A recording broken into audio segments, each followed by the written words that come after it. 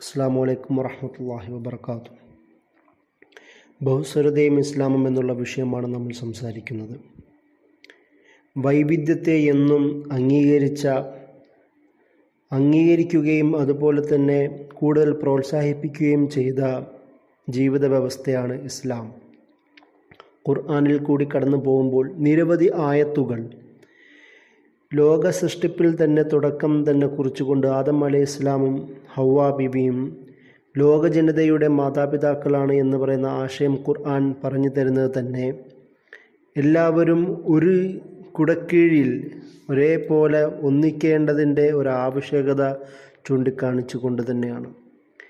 ഖുർആനിൽ തന്നെ വിവിധ ഗോത്രങ്ങളായും സമൂഹങ്ങളായും മനുഷ്യനെ സൃഷ്ടിച്ചത് പോലും ആ വൈവിധ്യത്തെ എടുത്ത് പറഞ്ഞുകൊണ്ട് തന്നെയാണ് ഖുർആൻ പരാമർശിക്കുന്നത് തന്നെ.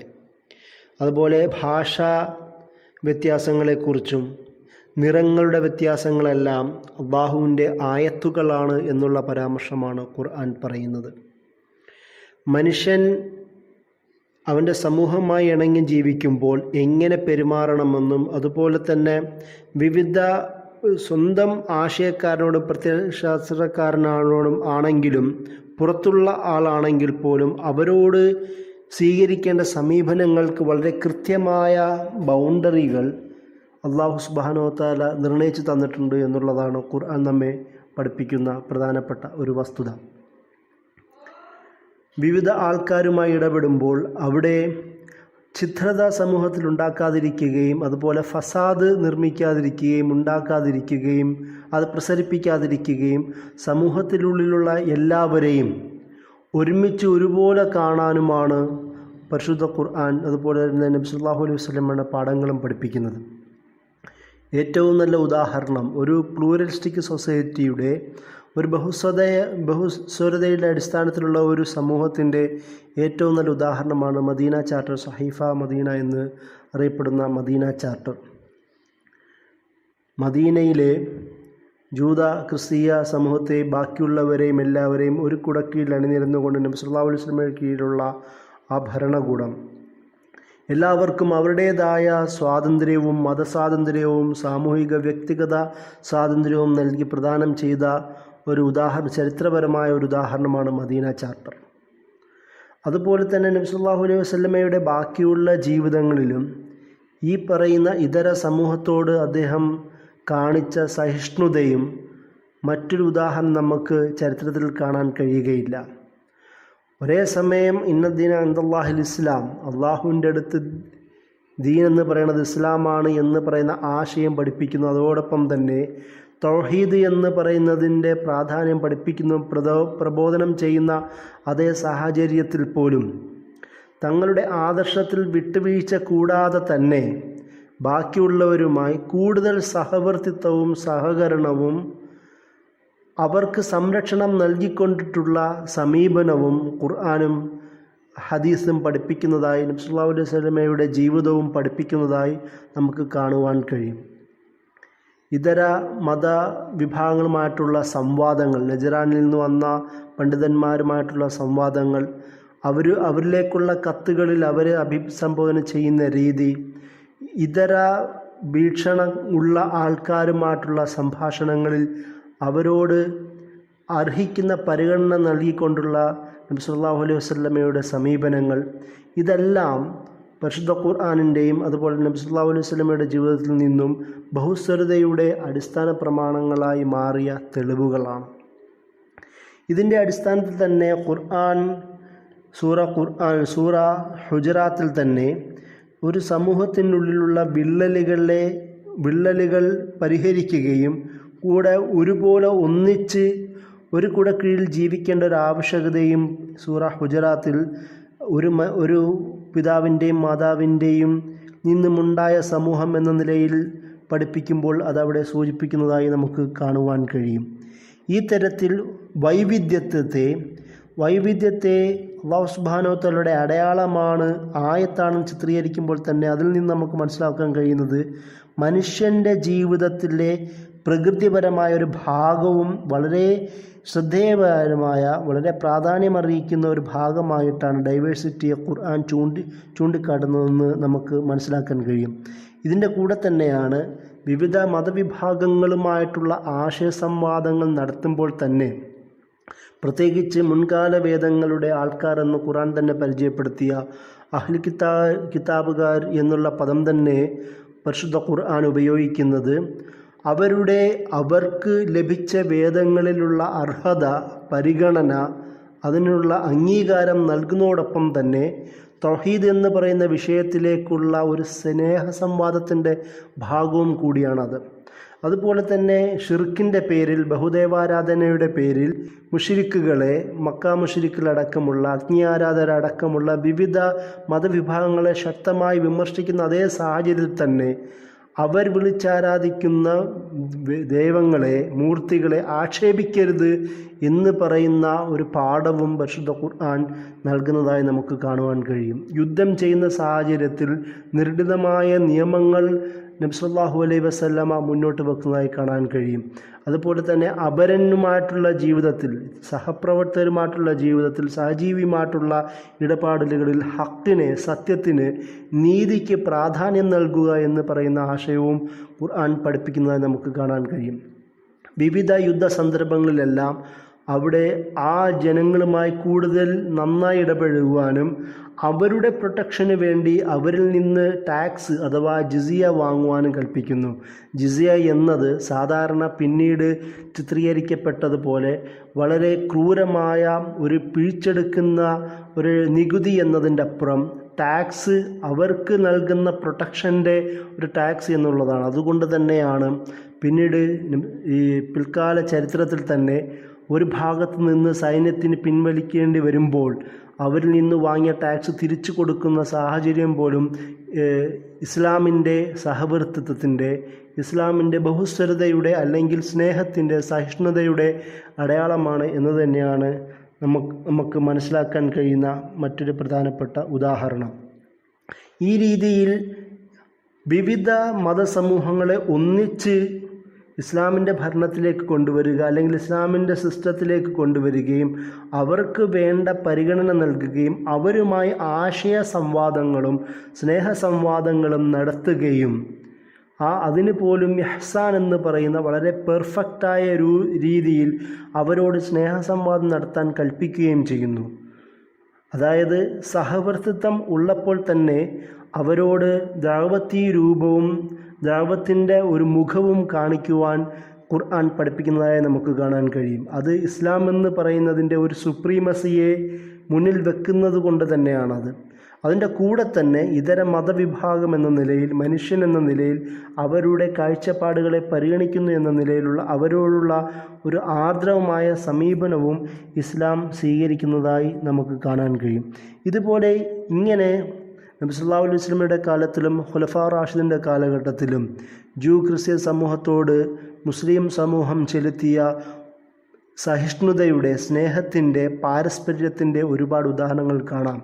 മസ്ജിദുൽ അഖ്സയിൽ പോകുമ്പോൾ ഉമർ റളിയല്ലാഹു അൻഹു അവരുമായി ചേർന്ന് നടക്കുന്ന സന്ധിയിൽ തന്നെ അവരോട് കാണിക്കുന്ന ഇടപാടുകൾ ഏറ്റവും നല്ല ഉദാഹരണമാണ്.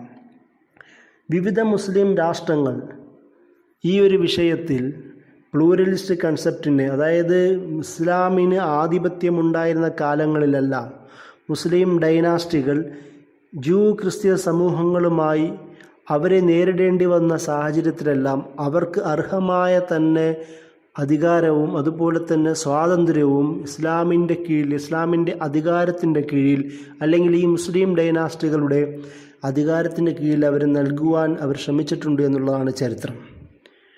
സുൽത്താൻ മുഹമ്മദ് ഫാത്തിഹ് സെക്കൻഡ് അദ്ദേഹം കോൺസ്റ്റാന്റിനോപ്പിൾ കീഴടക്കുകയും ഇസ്താംബുളാക്കി മാറ്റുകയും ചെയ്യുന്ന സാഹചര്യത്തിൽ ധാരാളം വിവിധ മത വിശ്വാസികളെ അദ്ദേഹത്തിൻ്റെ ഭാഗത്തേക്ക് കൂട്ടിക്കൊണ്ടുവരികയും അതുതന്നെ ഒരുപക്ഷെ ഇസ്ലാമിക ചരിത്രത്തിൽ ഏറ്റവും വലിയ സഹിഷ്ണുതയുടെ അടയാളമായി മാറുകയും ചെയ്യുന്നു. മില്ലത്ത് സിസ്റ്റം എന്നറിയപ്പെട്ട ഉസ്മാനിയ ഖിലാഫത്ത് ഏകദേശം 19-ാം നൂറ്റാണ്ട് തുടക്കം വരെയെങ്കിലും പത്തൊമ്പതാം നൂറ്റാണ്ടിൻ്റെ അവസാനം വരെയെങ്കിലും നടന്നു വന്ന ഒരു അഡ്മിനിസ്ട്രേറ്റീവ് രീതിയായിരുന്നു മില്ലത്ത് സിസ്റ്റം. വിവിധ മതസമൂഹങ്ങളെ അവരുടെ തന്നെ ലീഡർഷിപ്പിൽ അവർക്ക് തന്നെ മതാധികാരം നൽകുകയും അവരുടെ നിയമവിധികൾ അവരിൽ തന്നെ നടപ്പിലാക്കാനുള്ള സ്വാതന്ത്ര്യം നൽകുകയും അതേസമയം അവരിൽ നിന്നൊരു റെപ്രസെൻറ്റേറ്റീവ്, ഒരു പ്രതിനിധി ഉസ്മാനി ദർബാറിലേക്ക് തിരഞ്ഞെടുക്കപ്പെടുകയും ചെയ്യുന്ന ഒരു സാഹചര്യമായിരുന്നു മില്ലത്ത് സിസ്റ്റം. വിവിധ നോൺ മുസ്ലിം സമൂഹങ്ങളുള്ള, വിവിധ ക്രിസ്തീയ വിഭാഗങ്ങളുള്ള, വിവിധ ജൂത വിഭാഗങ്ങളുള്ള, അതുപോലെ തന്നെ വിവിധ എത്നിക് ഗ്രൂപ്പുകളുള്ള ഒരു സാഹചര്യത്തിൽ അവരിൽ നിന്നെല്ലാം റെപ്രസെൻറ്റേഷൻ, ഒരു പ്രാതിനിധ്യം ദർബാറിലേക്ക് ഉറപ്പുവരുത്തുന്ന ഒരു രീതിയായിരുന്നു മില്ലത്ത് സിസ്റ്റം. അതുകൊണ്ട് തന്നെ ധാരാളം നൂറ്റാണ്ടുകളായി പ്രത്യേകിച്ച് പ്രശ്നങ്ങളില്ലാതെ തന്നെ ഉസ്മാനിയ ഖിലാഫത്തിന് ഈ പ്രവിശാലമായ ഈ ലോകം, പ്രത്യേകിച്ച് യൂറോപ്പ് അടക്കമുള്ള വിവിധ ഭാഗങ്ങൾ തങ്ങളുടെ കീഴിൽ വന്ന സാഹചര്യത്തിൽ അവർക്ക് ഭരിക്കാൻ കഴിഞ്ഞു എന്നുള്ളത് ഈ ഇസ്ലാമിക സമൂഹം മുന്നോട്ട് വെച്ച, പ്രത്യേകിച്ച് ഉസ്മാനി ഖിലാഫത്ത് മുന്നോട്ട് വെച്ച സഹിഷ്ണുതയുടെ, പ്ലൂറലിസ്റ്റിക് കൺസെപ്റ്റിൻ്റെ ഒരു ഉദാഹരണമാണ്. സാധാരണ പ്ലൂറലിസത്തെക്കുറിച്ച് പറയുമ്പോൾ സഹിഷ്ണുത എന്ന് പറയുന്നതിന് അർത്ഥം വെക്കാറുണ്ട്. അതായത് അധികാരമുള്ളപ്പോൾ അടിച്ചമർത്താൻ പറ്റുന്ന സാഹചര്യത്തിൽ തന്നെ സഹിഷ്ണുത കാണിക്കുക എന്ന് പറയുന്നതിനെയാണ് സാധാരണ പ്ലൂറലിസ്റ്റ് വർത്തമാനത്തിൽ ഉപയോഗിക്കുന്ന ഒരു സഹിഷ്ണുത. എന്നാൽ ഇസ്ലാം ഇവിടെ പഠിപ്പിക്കുന്നത് വേദപ്രോക്തമായ ഒരു ആശയം എന്ന നിലയിലാണ്. അതായത് ഇതര വിശ്വാസികളോട് മർദ്ദന നിലപാട് പാടില്ല, അവരെ അംഗീകരിക്കുകയും ആദരിക്കുകയും ചെയ്യുക, അവർക്ക് പ്രൊട്ടക്ഷൻ ഉറപ്പുവരുത്തുക, അവരെ അധിക്ഷേപിക്കാതിരിക്കുക, അവർ ആരാധിക്കുന്നവരെ അധിക്ഷേപിക്കാതിരിക്കുക, അതേസമയം തന്നെ അവരോട് സംവാദം തുടരുകയും ചെയ്യുക എന്ന് പറയുന്ന ദൈവിക നിയമത്തിൻ്റെ അടിസ്ഥാനത്തിൽ രൂപീകരിക്കപ്പെട്ട സഹവർത്തിത്വ നിലപാടാണ് ഇസ്ലാം പഠിപ്പിക്കുന്നത്. അതുകൊണ്ട് തന്നെ ആ ഒരു സാഹചര്യത്തിൽ ഈ പറയുന്ന വളരെ അൾട്ടിമേറ്റായ, നിരുപാധികമായ ഒരു സഹിഷ്ണുത നിലനിർത്തുവാനാണ് ഇസ്ലാം ആ ഒരു വിഷയത്തിൽ, പ്ലൂറലിസ്റ്റിക് കൺസെപ്റ്റിനെ കുറിച്ചുള്ള വിഷയത്തിൽ ഇസ്ലാം പഠിപ്പിക്കുന്നത് എന്ന് പ്രത്യേകം ഓർമ്മപ്പെടുത്തേണ്ട ഒരു ആവശ്യകത ഉണ്ട്. മുസ്ലിം സമൂഹത്തിൽ നിരവധി തവണ, അതായത് മുസ്ലിം സമൂഹം ജീവിക്കുന്ന സാഹചര്യത്തിൽ സ്വാഭാവികമായും നിരവധി സാംസ്കാരിക വൈവിധ്യങ്ങളുള്ള ഒരു ഭാഗത്താണ്. വിശ്വാസപരമായി ഇബാദത്തുകളുടെ കാര്യത്തിൽ അൽ അസ്ലു ഫിൽ ഇബാദ ഹറാം എന്ന് പറഞ്ഞതുപോലെ ഇബാദത്തുകളുടെ അടിസ്ഥാനം തന്നെ ഹറാമാണ്, അതിലേക്കൊന്നും കടന്നുകൂടാൻ പറ്റുകയില്ല എന്ന് പറയുന്ന സാഹചര്യത്തിൽ തന്നെ മുആമലാത്തുകളുടെ കാര്യത്തിൽ, ജീവിതത്തിലെ വിവിധ രംഗങ്ങളിലുള്ള ഇടപാടുകളുടെ കാര്യത്തിൽ സാംസ്കാരികമായ ഒരു സ്വാധീനത്തിൻ്റെയും സാമീപ്യത്തിൻ്റെയുമുള്ള സാഹചര്യത്തിൽ ചില കൊടുക്കൽ വാങ്ങലുകൾ അനുവദനീയമാണ് എന്ന് പറയുന്ന തരത്തിലുള്ള ചർച്ചകൾ ഉസൂലുൽ ഫിഖ്ഹിൻ്റെ അടിസ്ഥാന പ്രമാണങ്ങൾ തന്നെ മുസ്ലിം പണ്ഡിതന്മാർ ചർച്ച ചെയ്യുന്നതായി കാണാൻ കഴിയും. ഉറഫ് എന്ന് പറയുന്ന നാടൻ ആചാരക്രമങ്ങൾ, വിവിധ നാടുകളുമായിട്ടുള്ള മുസ്ലിങ്ങളുടെ ഇടപാടുകളിൽ ഈ പറയുന്ന ആചാരക്രമങ്ങൾ ഇസ്ലാമിൻ്റെ മൗലികതയ്ക്കെതിരാവാത്തിടത്തോളം കാലം സ്വീകരിക്കാൻ പറ്റുമെന്ന് പറയുന്ന ഒരു ചർച്ച തന്നെ മുന്നോട്ട് വെക്കുന്നത് നിലവിലുള്ള ജീവിക്കുന്ന സാമൂഹിക ചുറ്റുപാടുകളുള്ള സാംസ്കാരിക വൈവിധ്യത്തെ പരിഗണിക്കുന്നതിൻ്റെ പ്രധാന ഉദാഹരണങ്ങളിൽ ഒന്ന് തന്നെയാണ് എന്ന് നമ്മൾ പ്രത്യേകം ശ്രദ്ധിക്കേണ്ട ഒരു വിഷയമാണ്. അതുപോലെ ഈ പ്ലൂറൽ കൺസെപ്റ്റിൻ്റെ ഒരു പ്രധാന ഭാഗമെന്ന നിലയിൽ ലോകത്ത് ഏറ്റവും കൂടുതൽ ചർച്ച ചെയ്യപ്പെടുന്ന മറ്റൊരു ഡയമെൻഷനാണ് ഇസ്ലാം വേഴ്സസ് വെസ്റ്റ് എന്ന് പറയുന്ന ഒരു വിഷയം തന്നെ. അതായത് ഇസ്ലാം എന്നതിന് ഏതോ ഒരു കാലത്തേക്ക് മാത്രം പറിച്ചു വെക്കുകയും ഏതൊരു ഭാഗത്തേക്ക്, ഒരു പ്രത്യേക റീജിയണിലേക്ക് മാത്രം വെക്കുകയും ആ റീജിയൻ്റെ സാംസ്കാരികമായ രാഷ്ട്രീയപരമായ വിഷയങ്ങളിൽ മാത്രം ഇടപെടാൻ പറ്റുകയും അവരുടെ ചില ആചാരക്രമങ്ങൾ മാത്രം ജീവിക്കുകയും ചെയ്യുന്ന ഒരു സിസ്റ്റമായിട്ട് അല്ലെങ്കിൽ ഒരു രീതിയായിട്ട് ഇസ്ലാമിനെ കാണുന്ന ഒരു കാഴ്ചപ്പാട് നിലവിലുണ്ട്. അതുകൊണ്ട് തന്നെ വൈവിധ്യം നിറഞ്ഞ മറ്റൊരു ലോകത്ത് ഇസ്ലാമിനെ ലൊക്കേറ്റ് ചെയ്യാൻ കഴിയുകയില്ല എന്ന് പറയുന്ന കാഴ്ചപ്പാടുകൾ ലോകത്ത് വ്യാപകമാണ്. അതുകൊണ്ട് തന്നെയാണ് യൂറോപ്പ് അടക്കമുള്ള ഭാഗങ്ങളിൽ മുസ്ലിങ്ങളുടെ സാന്നിധ്യത്തെ അത് വെല്ലുവിളിയായി കാണുകയും ഭീഷണിയായി ചിത്രീകരിക്കുകയും അതിനുശേഷം യൂറോപ്പിനെ യൂറോപ്യ ആക്കി മാറ്റുക, യൂറോപ്പ് പ്ലസ് അറേബ്യ യൂറോപ്യ ആക്കി മാറ്റുക എന്ന് പറയുന്ന തരത്തിലുള്ള ഭീഷണിയുടെ സ്വരം വ്യാപിപ്പിക്കുന്നതായി നമുക്ക് പത്രങ്ങളിലൂടെയും വിവിധ മീഡിയകളിലൂടെയും കാണുവാൻ കഴിയും. ഈ ഒരു വിഷയം, അതായത് ഇസ്ലാം എന്ന് പറയുന്നത് എല്ലാ ലോകത്തും ഒരുപോലെ പല ഭാഗങ്ങളായി ഒരു ട്രാൻസ്ഡെൻ്റലായി, ട്രാൻസ്നാഷണലായി, യൂണിവേഴ്സലായി വർക്ക് ചെയ്യപ്പെടാൻ പറ്റുന്ന ഒരു സംവിധാനമാണ്, ഒരു വ്യവസ്ഥയാണ് എന്ന് പറയുന്ന സത്യത്തെ അവഗണിക്കുകയോ അല്ലെങ്കിൽ അത് പരിഗണിക്കാതിരിക്കുകയോ അല്ലെങ്കിൽ അത് തിരിച്ചറിയപ്പെടാതിരിക്കുകയോ ചെയ്യുന്ന ഒരു സാഹചര്യം കൂടി നിലവിലുണ്ട്.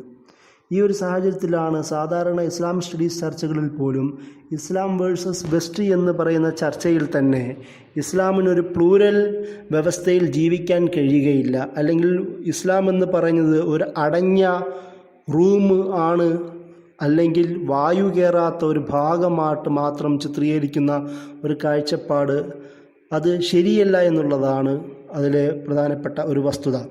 കാരണം ഏകദേശം 756 മുതൽ 1492 വരെയെങ്കിലും വിവിധ കാലങ്ങളായി വിവിധ ഭരണകൂടങ്ങളായി യൂറോപ്പിലെ തന്നെ സുപ്രധാന ഭാഗമായ ഐബീരിയൻ പെനിൻസുലയിൽ അധികാരമാണതാണ് മുസ്ലിം ചരിത്രം.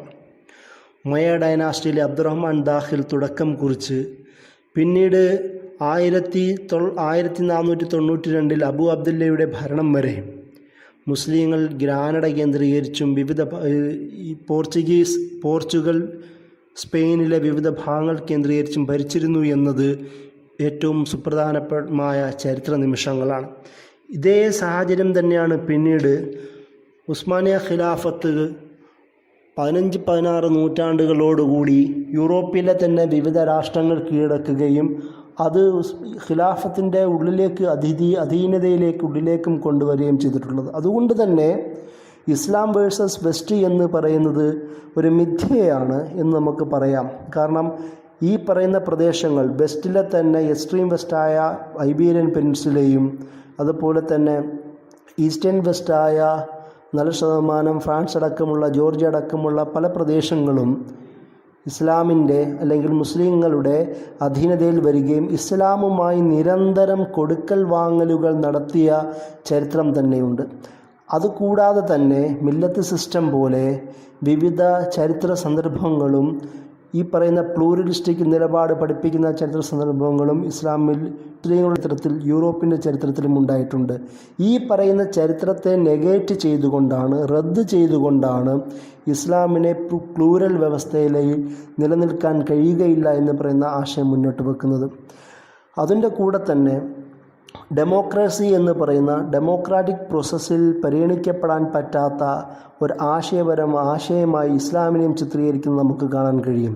ഇസ്ലാമിൻ്റെ തന്നെ അടിസ്ഥാന സംഭവങ്ങളിലൊന്നായ ഭരണ സംവിധാന വ്യവസ്ഥയിലെ അടിസ്ഥാന സംഭവങ്ങളിലൊന്നാണ് ഷൂറ എന്ന് പറയുന്നത്. അമ്രുഹും ഷൂറ ബൈനഹും ഷാബിർഹും ഫിൽ അമ്ര എന്ന് പറയുന്ന വിവിധ ആയത്തുകളിലൂടെ പരസ്പരമുള്ള ഉപദേശങ്ങൾ, ഭരണ മേഖലയിലെ ഉപദേശങ്ങളിലൂടെ ഈ പറയുന്ന പൊളിറ്റിക്കൽ അഡ്വൈസിങ്ങിലൂടെ കാര്യങ്ങൾ, ഭരണ നിലപാടുകൾ രൂപീകരിക്കേണ്ടതാണെന്ന് പറയുന്ന ആശയം തന്നെ ഡെമോക്രാറ്റിക് വാല്യൂസിൻ്റെ പ്രധാന ഭാഗമാണ് എന്നുള്ളതാണല്ലോ ശരി.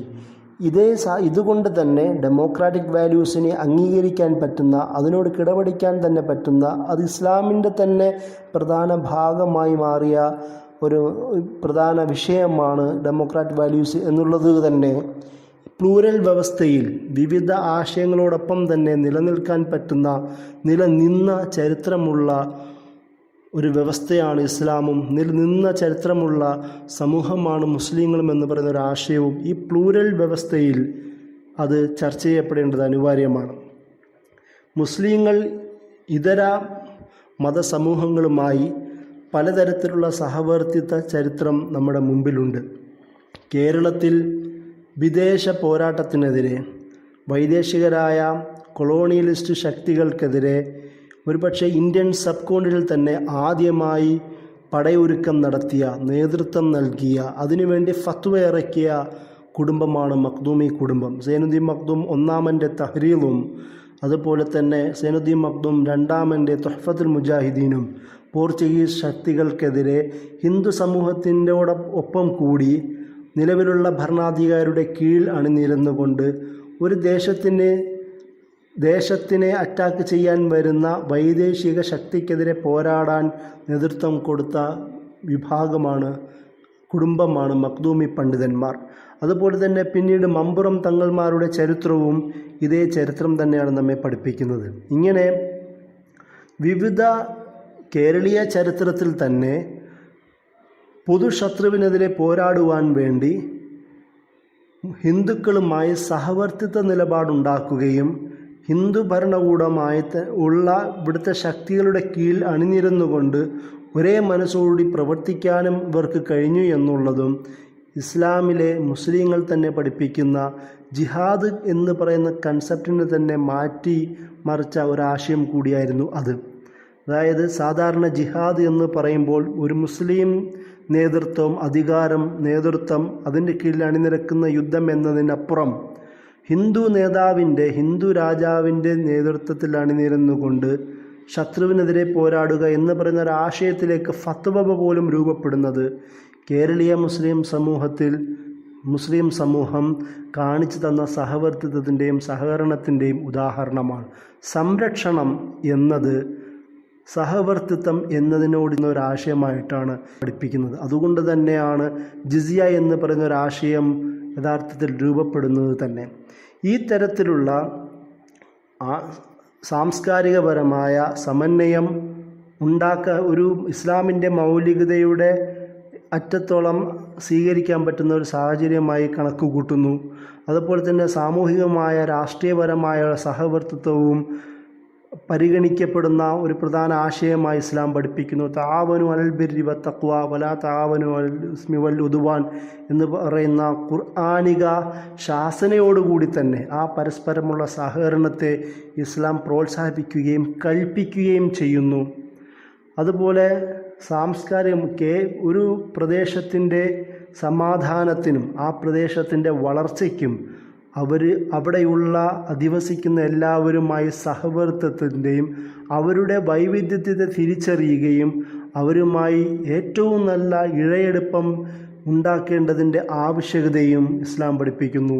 ഫസാദ് സ്വന്തം കൈകൊണ്ട് ഉണ്ടാക്കാൻ പാടില്ല എന്ന് പഠിപ്പിക്കുന്നു. അതായത് ഫസാദ് എന്ന് പറയുമ്പോൾ ഒരു സമൂഹത്തിനെ മുഴുവൻ ബാധിക്കുന്ന വിഷയമാണ്. അതുകൊണ്ട് അത് മുസ്ലിമെന്നോ നോൺ മുസ്ലിമെന്നോ വേർതിരിവില്ലാതെ എല്ലാവരെയും ഒരുപോലെ ബാധിക്കുന്ന വിഷയമായതുകൊണ്ട് തന്നെ അവിടെ സൂക്ഷ്മത പാലിക്കുകയും മറ്റുള്ളവരുമായിട്ടുള്ള ബന്ധം കൂടുതൽ സുഭദ്രമാക്കുകയും ചെയ്യേണ്ട ഒരു ആവശ്യത്തെക്കുറിച്ചും ഖുർആനും അതുപോലെ തന്നെ പ്രവാചക പഠനങ്ങളും നമ്മെ പഠിപ്പിക്കുന്നത് കാണാൻ കഴിയും. ഇങ്ങനെ സഹവർത്തിത്വം എന്നതും അതുപോലെ തന്നെ ഈ പറയുന്ന ഡൈവേഴ്സിറ്റിയെ മാനിക്കുകയും അത് അംഗീകരിക്കുകയും ചെയ്യേണ്ടതും ഇസ്ലാമിൻ്റെ അടിസ്ഥാന ഘടകമായി മാറുന്നതും അതുപോലെ തന്നെ ആധുനിക കാലഘട്ടത്തിൽ ഇസ്ലാം എന്ന് പറയുന്നത് ഏതെങ്കിലും ഒരു ദേശത്തിൻ്റെയോ ഭാഷയുടെയോ അല്ലെങ്കിൽ ഏതെങ്കിലും ഒരു പ്രത്യേക റീജിയൻ്റെയോ അടിസ്ഥാനത്തിലുള്ള വ്യവസ്ഥയല്ല എന്നും ഇസ്ലാം ട്രാൻസ്ജെൻഡറലായ ദേശാതീതമായ ഭാഷാതീതമായ അതുപോലെ തന്നെ കളറിൻ്റെയും വർഗത്തിൽ നിന്നും അതീതമായ ഒരു യൂണിവേഴ്സലായ ഒരു വ്യവസ്ഥയാണ് ഇസ്ലാം എന്നും പഠിപ്പിക്കുന്നത്. ആ ഒരു ആശയത്തിൽ തന്നെ ഇസ്ലാമിൻ്റെ യൂണിവേഴ്സലിസം എന്ന് പറയുന്ന ആശയത്തിൽ തന്നെ സകലവിധ വൈവിധ്യങ്ങളെയും ഉൾക്കൊള്ളാൻ പറ്റുന്ന ഒരു അടിത്തറ ഇസ്ലാമിനുണ്ട് എന്നുള്ളതാണ് നമ്മെ പഠിപ്പിക്കുന്നത്. ഇസ്ലാമിക സമൂഹം തന്നെ എടുത്തു നോക്കുകയാണെങ്കിൽ ഒരുപോലെ വിവിധ ഭാഷകൾ സംസാരിക്കുന്ന അതുപോലെ തന്നെ വിവിധ വസ്ത്രധാരണങ്ങൾ നടത്തുന്ന വിവിധ ഭക്ഷണശീലങ്ങളുള്ള വിവിധ സമൂഹങ്ങളായി ജീവിക്കുന്ന ട്രൈബുകളായി ജീവിക്കുന്ന ഉദാഹരണങ്ങളും നമുക്കിടയിലുണ്ട്. ഇതെല്ലാം തന്നെ വൈവിധ്യത്തെ ഇസ്ലാം പ്രോത്സാഹിപ്പിക്കുന്നതിൻ്റെ ഉദാഹരണവും കൂടിയാണ്. അതുകൊണ്ടാണ് ഉറഫ് എന്ന് പറയുന്ന ഉസൂൽ ഫിഖിൻ്റെ ചർച്ച തന്നെ ഞാൻ നേരത്തെ പരാമർശിച്ചത്.